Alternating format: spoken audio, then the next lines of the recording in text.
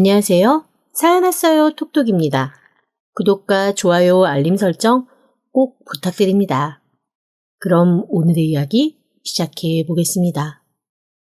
저는 고아입니다. 올해 32살인데 32년 내내 제가 누군가와 가족이나 핏줄로 연결되어 있다는 느낌을 받아본 적이 없어요. 물론 저도 사람이니까 엄마도 있고 아빠도 있었겠죠. 그러니 세상에 태어나지 않았겠어요? 하지만 심정적으로는 항상 고아였습니다. 제가 엄마 아빠라는 말보다 더 먼저 배운 말은 선생님이었어요. 제가 자란 곳은 아주 어린 아기들부터 키워주는 보육원이었고, 보육원에서 어느 정도 자란 다음에는 쉼터 같은 센터로 이주를 해서 거기서 또 살았습니다. 저는 정작 아무것도 준비가 되지 않았는데 성인이 딱 되고 나니 그 어디서도 저를 받아주지 않는 상황이 되더라고요. 그나마 오랜 시간 저를 봤던 선생님들이 제가 너무 막막하고 안쓰러우니 후원자를 한 분 연결을 해서 어려운 일이 있거나 곤란한 일이 생기면 그 후원자와 연락을 하고 도움을 받을 수 있게 조치를 해주셨습니다. 하지만 그 후원자도 자기 생활이 있고 삶이 있고 가정이 있는데 저를 전담으로 계속 살펴주지는 못하잖아요. 어느 날 다리가 부러져 병원에 입원을 할 때 보호자한테 동의를 못 받아서 혼자 울며 10시간 가까이 고통에 시달려야 했습니다. 그리고 그날 뒤늦게 달려오신 후원자님 표정을 보고 앞으로도 이분한테도 연락을 하면 안 되겠다라는 생각을 하게 되었습니다. 후원자님 표정에 슬그머니 떠있는 내가 정말 귀찮은 혹을 하나 맡았구나라는 후회의 빛을 읽었기 때문이었어요. 가족들과 함께 어딘가에서 놀다가 제 연락을 받고 혼자 허둥지둥 뛰어오신 것 같더라고요. 반짝반짝한 레저용 옷차림, 그리고 미처 놓고 오지 못한 스티커가 붙은 아이의 가방. 그런 것들을 보며 그래, 여기에도 내가 낄 자리는 없구나라는 생각을 하게 되었습니다. 그날부터 저는 진짜 악착같이 살았어요. 20살 어린 나이에 세상에 던져졌지만 제가 할 수 있는 모든 힘을 다해 어떻게 하든 독립하고 살아남는 걸 목표로 삼았습니다. 그러다 보니 성실할 수밖에 없었고, 그러다 보니 사람들과 대인관계를 잘 만들어 갈 수밖에 없었죠. 이 사람이 언제 어떻게 내 도움이 될지 모른다는 생각을 하고 처음에는 계산적으로 사람들을 대했지만 그게 제 성격이 되고 습관이 되니 어느새 저는 참 사람 잘 챙기고 알뜰살뜰하고 똘똘한 친구다라는 평가를 받게 되었습니다. 감사한 일이었죠. 그리고 그즈음 저한테는 정말로 가족이 있다면 이런 느낌일까? 라는 생각이 드는 사람이 하나 생겼습니다. 저보다 2살 아래 여자 후배였어요. 그 후배는 대학교에서 만났습니다. 사실 처음에는 대학교 진학을 생각도 못했습니다. 그저 성실히 일만 하자는 마음으로 취업을 했는데 사장님이 한 6개월 제가 일하는 걸 지켜보시더니 저를 불러 이렇게 말씀하셨습니다. 평생 싱글로 살아오신 여자 사장님이었는데 저한테 다짜고짜 이렇게 물어보시더라고요. 너 기댈 어른이 한 명도 없니? 순간 좀 당황했습니다. 제가 보육원 출신이고 혼자 살고 있다는 건 제 이력서와 자기소개서를 보고도 충분히 아셨을 텐데 그걸 그렇게 다짜고짜 앞뒤 정황 설명도 없이 물어보는 사람은 태어나서 처음 만나봤거든요. 제가 약간 어리벙벙한 얼굴로 그렇다고 대답을 했습니다. 그러자 사장님이 한숨을 푹 내쉬면서 2번째 질문을 하시더라고요. 앞으로 어떻게 살 생각인데? 순간 그 얘기를 듣고 제 머릿속이 몹시 복잡해졌습니다. 혹시 사장님이 나를 내쫓으려고 밑밥을 까는 건가? 이런 얘기 왜 물어보지? 라는 생각과 함께 몹시 혼란스럽더라고요. 그러자 사장님이 저의 표정을 읽으셨는지 저한테 진지하게 이렇게 말씀하셨습니다. 내가 부모가 있기는 한데 그 부모가 별로 부모 같지 않은 부모였거든. 아버지는 술에 도박에 바람 피는 거에 하여간 나쁜 일이란 나쁜 일은 다 하고 돌아다녔고 우리 엄마는 무기력하게 아버지한테 맞고 돈 뺏기고 그러다가 나중에는 자포자기해서 에휴 술 먹고 폐악 부리며 어린 자식들한테 있는 대로 신경질내다 고꾸라져 돌아가신 분이야. 그러니 내가 어렸을 때부터 얼마나 독하게 살았겠니. 지금 우리 회사 이사, 제가 내 남동생이고 우리 부산 지부에 나가 있는 전무, 걔가 내 여동생이야. 걔네들 어떡하든 사람 꼴 만들어 보려고 내가 안 해본 일이 없다. 그런데 내가 너를 보면 자꾸만 과거의 나를 보는 것 같아서 신경이 쓰여 죽겠어. 솔직히 그 얘기를 듣고 깜짝 놀랐습니다. 저 우리 사장님 엄청 금수저에 진짜 태생부터 잘 사는 그런 사람인 줄 알았거든요. 그리고 전문인과 이사님이 사장님의 동생들이라는 것도 그때 처음 알았습니다. 회사에서도 누나 언니 소리 한 번 안 하고 아주 깍듯이 존대하고 사장님도 함부로 하는 게 아니라 진짜 전무와 이사를 대하듯 존중하는 말투로 늘 대화를 했었거든요. 제가 어리벙벙한 얼굴로 듣고 있자 사장님이 피식 웃으면서 몰랐냐고 그러시더라고요. 네, 몰랐어요. 진짜로요. 저는 사장님 완전 태생부터 귀족 같은 그런 금수저인 줄 알았어요. 그러자 사장님이 저한테 엄청 충격적인 얘기를 하나 하셨습니다. 그래, 그래서 내가 널 부른 거야. 있잖아, 가난은 사람을 지치게 하거든? 그런데 무식은 사람을 망가지게 해. 더 웃긴 건 뭔 줄 아니? 그 가난이 무식을 타고 온다는 거야. 그래서 나는 좋은 학벌까진 필요가 없어도 사람이 늘 배워야 한다고 생각해. 그래서 말인데, 너 대학교 갈 생각 없어? 그 말을 듣고 한동안 저는 아무 말도 할 수가 없었습니다. 대학교 가고 싶었죠. 저 사실 공부 꽤 잘했거든요. 그런데 제 인생, 제 팔자, 제 삶에 대학교라는 글씨가 들어올 틈이 없었습니다. 그래서 애시당초 대학교는 생각도 안 하고 꿈도 안 꾸고 저의 미래에 있는 일말의 가능성에서조차 다 지워버린 상태였거든요. 그 얘기를 다른 사람 입에서 들으니 갑자기 울컥한 거예요. 그래서 제가 개미 기어들어가는 목소리로 가고 싶죠 라는 얘기를 했습니다. 그러자 갑자기 사장님이 책상을 쾅 치면서 가고 싶으면 가야지! 너 입시 준비해! 라고 하시는 겁니다. 어안이 벙벙해서 가만히 바라봤습니다. 사장님이 오전에는 일을 하고 오후에는 재수학원을 다니면서 입시 준비를 하라고 하시더라고요. 그러면서 대학교에 붙으면 학비는 다 회사에서 내줄 거고 만약에 공부를 해야 되면 근무 시간도 조정을 해주겠다고 했습니다. 제가 너무 황당해서 이렇게 질문을 했어요. 그런데 사장님, 저한테 왜 이렇게 잘해주세요? 그랬더니 사장님이 저를 가만히 보면서 이러시더라고요. 사람이 누구나 한 번은 꿈 같은 기회를 받을 권리가 있고 한 번쯤은 내가 처한 상황을 뛰어나갈 기댈 구석을 만날 필요가 있어. 어쨌거나 너는 무슨 인연인지 내 우산 안으로 들어온 내 새끼고 그렇다면 나는 너를 그렇게 한번 키워봐 주려고. 저는 저한테 그렇게 눈물이 많은 줄 몰랐어요.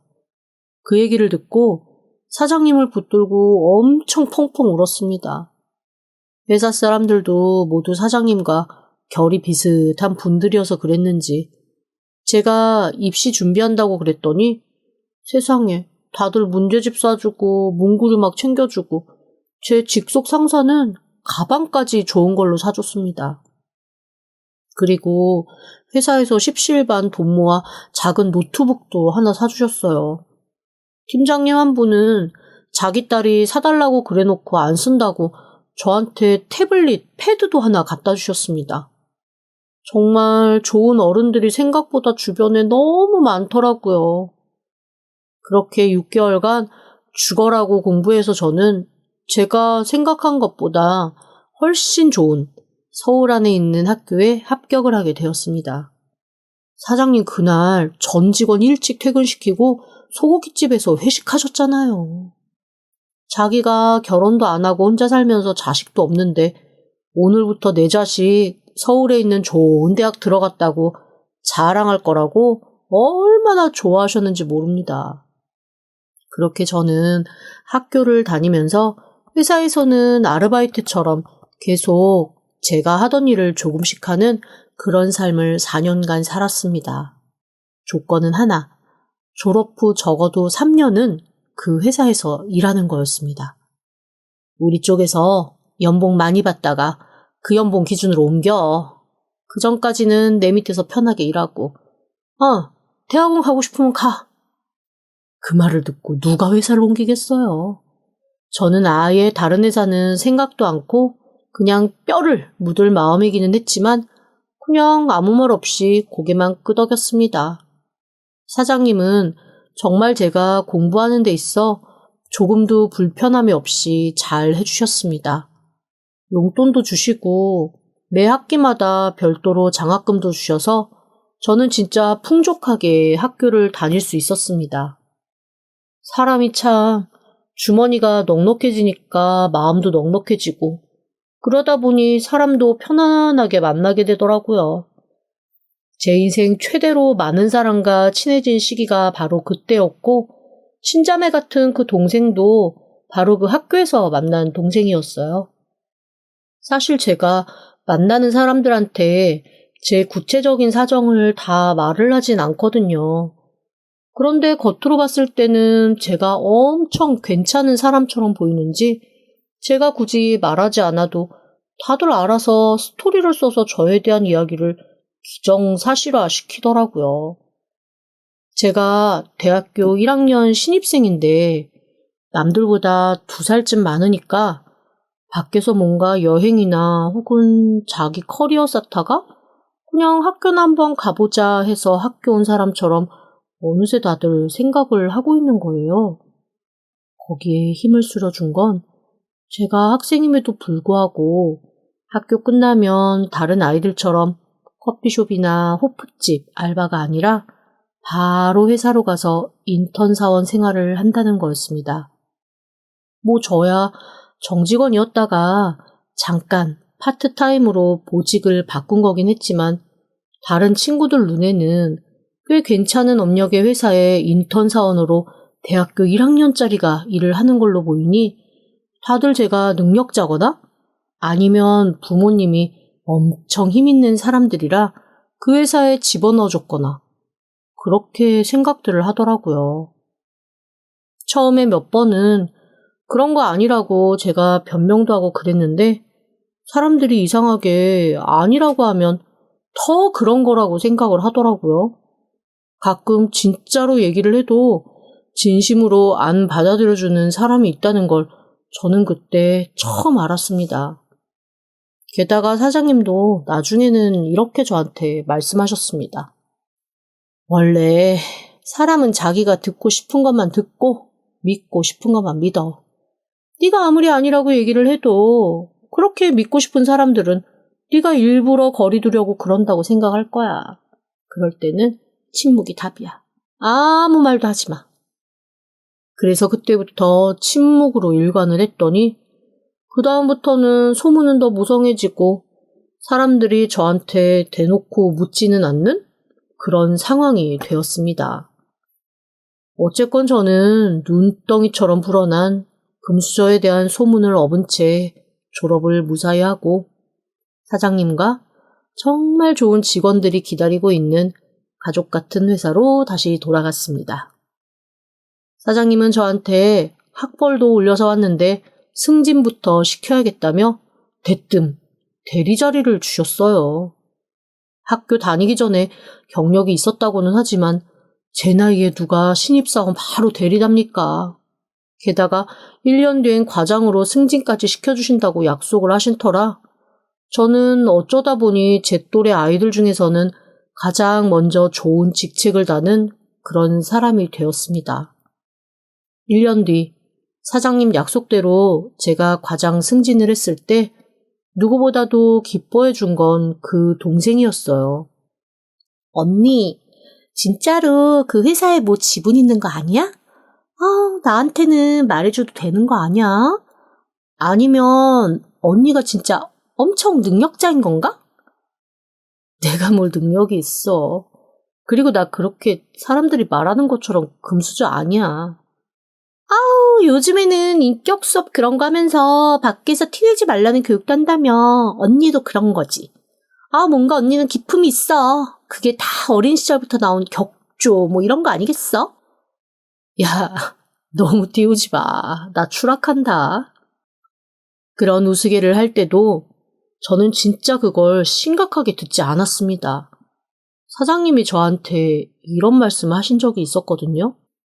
아무리 친한 사람이라도 네 속을 다 내보이지는 말아라. 그게 비록 나더라도 네가 속을 다 안 내보이고 네 실속 네가 챙기면서 사는 그런 사람이 되었으면 좋겠어. 만약에 네가 어딘가에 진심으로 뭔가를 토로하고 싶거나 어딘가에 네 얘기를 샅샅이 하고 싶으면 차라리 종교를 가져. 그래서 그 신한테 네가 이랬다 저랬다 미주알 고주알 이 얘기를 해. 그 얘기를 듣고 처음에는 좀 너무 냉정한 말이 아닐까 싶었습니다. 함께 사는 사회에서 너무 그럴 거면 차라리 그냥 혼자 살지라는 생각이 들었는데 제가 짧게나마 대학생활도 해보고 사회생활도 해보니까 사장님이 왜 그렇게 말씀하셨는지 알겠더라고요. 사람은 확실히 사람인지라 자기가 생각하고 싶은 대로 생각하고 믿고 싶은 대로 믿는 게 너무나 컸습니다. 그래서 저는 그렇게 친한 동생한테도 제 모든 사정을 다 말하지는 않았어요. 동생도 저한테 꼬치꼬치 캐묻진 않았습니다. 그리고 그게 결국 모든 일의 시작이 되었습니다. 어느새 그 동생은 제가 그냥 진짜 잘 사는 집에 걱정 없이 사는 금수저라고 확고하게 믿은 것 같더라고요. 그런데 저도 그냥 변명하기가 너무 애매하고 사실은 이랬다라고 뒤늦게 말하기도 좀 그래서 그냥 오해를 풀지 않고 그때그때 넘어간 거. 그게 사실은 제 잘못이었다는 걸 나중에서야 깨달았습니다. 어느 날 그 동생이 저한테 너무나 진지하게 이런 제안을 하나 했을 때였어요. 언니, 우리 오빠 한번 만나보면 안 돼요? 그게 무슨 말이야? 내가 너희 오빠를 왜 만나? 아니, 우리 오빠가 다 멀쩡하고 진짜 사람 괜찮고 학벌도 좋고 진짜 우리 집 자랑거리인데요. 연애를 못해요. 그래서 엄마가 진짜 걱정이 한 세월이거든요. 내가 옛날부터 언니 얘기 진짜 많이 하고 언니 칭찬도 엄청 많이 해가지고 우리 엄마가 사실 언니 되게 좋아해요. 엄마가 우리 집 며느리 있으면 좋겠다고. 아니, 꼭 며느리 안 해도 되니까 오빠랑 한번 만나다 보라고 자꾸만 저한테 가운데서 얘기 좀 해보라고 해서요. 안 그래도 오빠한테 언니 사진 보여줬는데 완전 자기 이상형이라고 저를 달달 볶아요. 그러니까 언니, 한 번만 우리 오빠 그냥 만나주면 안 돼요? 좀 당황스러웠습니다. 저 사실 대학교 때도 되게 유명했던 것 중에 하나가 절대 연애를 안 하는 특이한 사람이라고 다들 신기하게 생각했었거든요. 결국 나중에는 어떤 소문까지 돌았냐면 집안에서 정해준 상대가 있어서 함부로 연애를 하면 안 되는 게 아닐까 이런 얘기까지 돌았습니다. 그거는 제가 그 동생한테 절대 그런 거 아니라고, 집에서 그런 거 일절 참견 안 하신다고 한번 얘기를 해서 무마가 되긴 했지만, 그런 소문이 돌 정도로 제가 연애를 하지 않으니 대학생활 내내 제 남자친구의 존재를 본 사람은 한 명도 없었어요. 사실 남자에 대한 관심이 전혀 없거든요.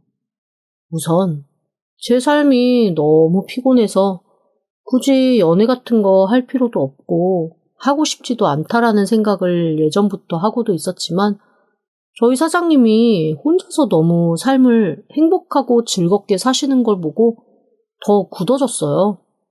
그래, 굳이 연애할 필요 없이 그냥 내가 즐기고 내가 하고 싶은 거 하면서 살아보는 것도 나쁜 삶은 아니겠다라는 생각을 하게 된 것도 큰 몫을 차지했습니다. 사장님은 괜히 자기 때문에 제가 연애도 안 한다고 조금 속상해하고 안타까워 하셨지만, 솔직히 말하면 명절 때마다 사장님이 저 데리고 여행 가시거든요. 원래 혼자 사는 여자들끼리 이렇게 서로 같이 놀고 다니는 거라고 하면서요. 저 그게 5만 배는 더 재밌습니다. 사장님과 하는 여행은 진짜 재밌고 행복해요. 저는 지금까지 여행 6번, 7번 다니면서 제가 비행기 값 낸 게 딱 한 번밖에 안 됩니다. 나머지는 사장님이 나이 1살이라도 더 먹은 당신이 낸다며 다 부담하셨거든요. 그리고 저한테만 그렇게 해주면 형평성에 어긋난다고 저랑 한번 여행 다녀오시면 제 여행비 대주셨던 것과 준하는 돈만큼 전 직원에게 성과급처럼 보너스를 주십니다. 다들 휴가 갔다 오라고 말이죠. 그러니 직원들이 저한테 언제 또 여행 가냐고 물어볼 정도라니까요. 그렇게 혼자 사는 삶에 대한 불만이 없으니 연애나 결혼에 대한 필요도 별로 못 느끼던 참에 가장 친하게 지내던 동생이 그렇게 말을 하니 거절도 못 하겠더라고요. 그냥 적당히 만나서 얘기나 한번 하자는 마음에 마지못해 소개팅을 했습니다. 그런데 이게 참 이상하더라고요. 상대방이 저한테 완전 홀딱 반한 것이 너무 팍팍 티가 나는데, 그게 처음에는 불편하다가 점점 익숙해지니까 즐겁게 받아들이게 되더라고요. 그렇게 연애가 시작되었습니다. 그 남자는 진짜 저한테 너무너무 잘해줬어요. 오죽하면 데이트하면서 한 번도 돈 낸 적도 없고 집 밖에서 10걸음 이상 걸어가서 만난 적도 없습니다. 제가 돈 내려고 하면 무조건 맞고 100원이라도 자기가 내고, 아무리 힘든 날에도 무조건 저 만나러 올 때는 차로 집 앞까지 데리러 오곤 했거든요. 그리고 매너도 좋았습니다. 제가 사는 집이 사장님이 갖고 계신 주상복합 아파트거든요. 그 아파트에서 가장 작은 사이즈이기는 했지만 깔끔하게 잘 관리하고 관리비는 스스로 내는 조건으로 그곳에 4년째 무료로 살고 있습니다. 사장님이 어차피 남 살게 하느니 내 새끼 살게 한다고 하셨고, 대신 월세나 전세 대신 꽤 높은 수준의 주상복합 관리비만 내라고 하시더라고요. 거기에 딱 하나 더. 여직원 중에 혹시 야근하고 집에 가기 늦은 사람이 있으면 한 번씩 숙소처럼 재워주라는 게 대표님의 조건이었죠. 그러다 보니 한 번도 저는 제가 살면서 온전한 제 집이라고 생각한 적이 없습니다. 당연히 남자친구도 집에 올라오라고 한 적이 없고요. 그런데 남자친구는 그게 또 좋아 보였나 봐요. 보통 자취하면 한 번씩 집에도 올라오라고 하고 그러던데 자기는 그런 것도 없고 진짜 교육 잘 받은 것 같아. 아니, 그건 아닌데 집에 가끔 사람이 와서. 아, 일하시는 분 계신 거야? 아니야. 일하는 사람 무슨, 회사에서 같이 일하는 직원들이 혹시 늦어서 집 못 가게 되면 우리 집 와서 자기도 하고 그래. 와, 노블리스 오블리제 뭐 그런 거야? 아니, 그게 아니라니까? 하지만 남자친구는 제가 또 아무리 설명을 해도 자기가 믿고 싶은 대로 믿고 집에 올라가겠다는 말은 그 이후로 하지 않았습니다. 그렇게 스리슬쩍 연애를 하고 자연스레 순서는 결혼 준비로 흐르기 시작했죠. 그리고 그때부터 저의 당황이 시작되었습니다. 주변에서 이상한 말이 들려왔거든요. 그 시작은 대학 동창이었습니다. 너 서연이 오빠랑 결혼한다며? 그런데 왜 그렇게 욕을 먹고 결혼을 하려고 하냐? 그게 무슨 소리야? 야, 요즘에 서연이가 사람을 만나면 너 진짜 짠순이의 세상 물정 모르는 공주님이라고 은근히 얼마나 뒷담을 하는데 장난 아니야. 아니, 그러니까 그게 무슨 소리냐고. 그러면서 동창이 전해준 얘기는 너무 어이가 없는 거였습니다. 제가 집안 도움 절대 안 받고 그냥 무조건 청렴하게 결혼하려고 죽을 똥을 싼다는 거예요. 무슨 청렴 결백 상이라도 받으려는 모양이라며 비아냥거린다는데, 그러면서 더 기막힌 건 저를 내세워서 사람들에게 이상한 짓을 하고 다닌다는 거였습니다. 취직을 도와줄 수 있다고 하며 금품을 받기도 하고 나중에 몇 배로 주겠다며 돈을 빌리기도 한다는 거예요. 소문이 만든 제 얘기는 모두가 알고 있고 진짜 제 정체는 아무도 모르니 벌어지는 일이었습니다. 그제야 왜 동창 중 한두 명이 뜬금없이 제가 서연이 오빠랑 사귀는 게 맞는지 결혼할 건지를 물어본 건지를 알 수 있었습니다. 그 사람들이 돈을 빌려주거나 금품을 주고 저한테 사실 확인을 한 거였어요. 생각보다 피해자들이 많았습니다. 저는 너무 큰 충격을 받았고 그냥 넘어갈 일이 아니라는 생각을 했습니다. 바로 사장님께 말씀드렸고 사장님은 대분노하셨어요. 알고 보니 그 동생이 저를 빌미로 사장님한테도 살곰살곰 다가가 친분을 쌓으려고 애를 썼더라고요. 사장님은 제가 가운데 껴있으니 그냥 몇 번 가벼운 부탁은 들어주셨던 듯 했습니다. 그런데 그렇게 사장님과 관계를 만들면서 사진도 찍고 명함도 받아서 그걸 또 자기 사기치는 데 사용했더라고요. 사장님이 펄펄 뛰시며 저한테 물어보셨습니다. 너 용서할 거야? 네가 용서한다면 나도 좀 고민하고. 아니요. 저 이제 다 알았어요. 자기 오빠 저한테 소개해준 것도 제가 엄청 부자인 줄 알고 접근하라고 그런 거더라고요. 그러면 나도 내가 하고 싶은 대로 한다. 네, 사장님. 저는 바로 남자친구에게 이별을 통보했습니다. 물론 그는 오해라며 받아들이지 않았죠. 그래서 전 바로 제가 고아의 보육원 출신이고 사장님이 임대해 주신 곳에 살고 있음을 솔직하게 낱낱이 다 털어놓았습니다. 그걸 듣는 그 사람의 표정을 잊을 수가 없더라고요. 정말 무슨 벌레를 보는 듯한 얼굴로 저를 훑어보는데 모멸감은 둘째치고 헛헛함에 배가 다 고팠습니다.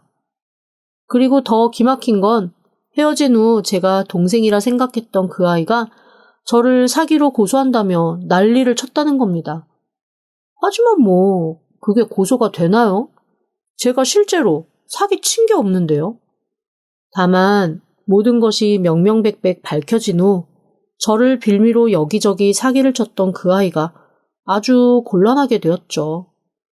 그러거나 말거나 저는 제 주변 사람에게 장문으로 저의 입장을 길게 써서 돌린 후 그 아이와 인연을 끊고 제 일과 삶에 집중하기로 했습니다. 사장님은 저처럼 힘없고 그런 분이 아니라 본인 이름 팔아서 사기친 거 끝까지 징벌하겠다고 하시더라고요. 그게 그 아이가 받을 죗값이면 받아야죠. 저는 다시 예전의 삶으로 돌아왔습니다.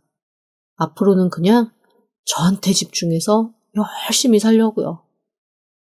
지금까지 들어주셔서 감사합니다.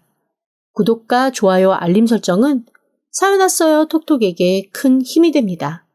지금 바로 구독 부탁드립니다. 그럼 다음 사연으로 또 찾아오겠습니다. 감사합니다.